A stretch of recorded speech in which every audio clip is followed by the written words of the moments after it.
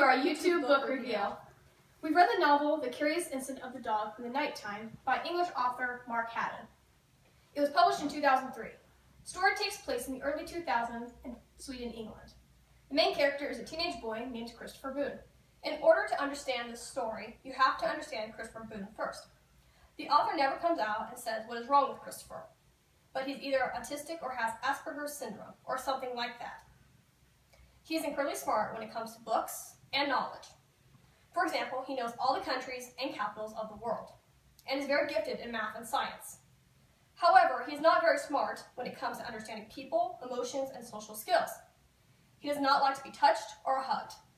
He likes dogs because he says they only have a few moods and they can't lie or talk, but he has a hard time with people because they can lie and he doesn't always know what they mean.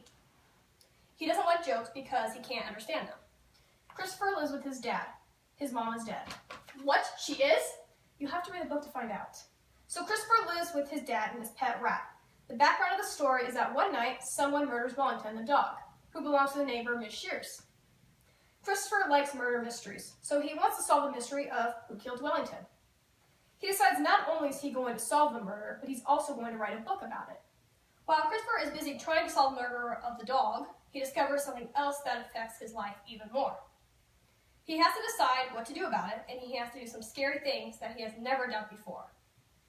You will have to read the book, The Curious Incident of the Dog in the Nighttime, to find out what other mystery comes up and what Christopher does about it, and if he is successful. This book is written in the first-person point of view, and Christopher is a narrator. It was pretty hard to read and kind of distracting because he goes off on tangents when he is talking.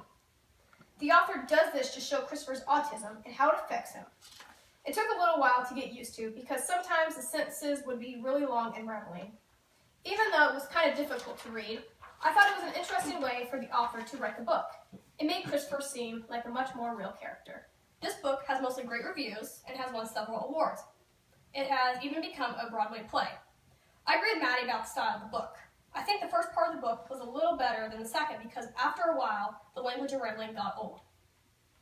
Christopher is really good at math, and so he would include math equations and explain them and totally lost me, and it took my brain a little while to get back into the story because the math equation had nothing to do with the story.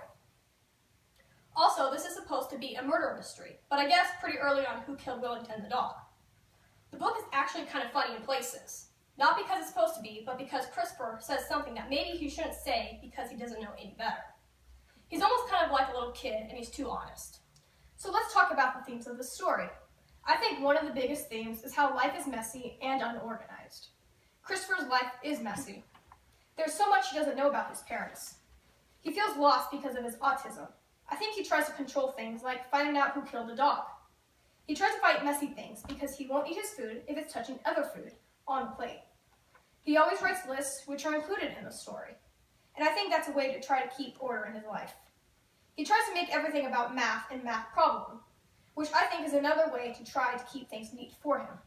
I think another theme is growing up and becoming independent. In the beginning of the story, Christopher is more like a little kid. After all the things that happen to him throughout the story, he kind of grows up. At the end, he has faced a lot of problems and challenges and is really pretty independent. It was kind of hard finding symbols. I think one of them would be colors. He hates yellow and brown. He thinks it's going to be a good day if he sees a red car, and it's going to be a bad day if he sees a yellow car. To go along with the theme, I think the math problems that are in the book are also symbols because it shows how Christopher tries to keep life organized. In the end, Christopher's dad gives him a golden retriever puppy and lets him name it. Christopher has never had a dog and is so happy. I think the puppy is a symbol of his dad's love and his way for asking for forgiveness. So overall, this book was pretty good. The plot was okay, but it did get a little tough to read because Christopher would get off track. But that was the point of the book, to show what it was like for him to have autism. Anyway, thank you for watching our YouTube review of The Curious Incident of the Dog in the Nighttime. If you want to find out what happens, check out the book from the library. We give it 1 thumb up.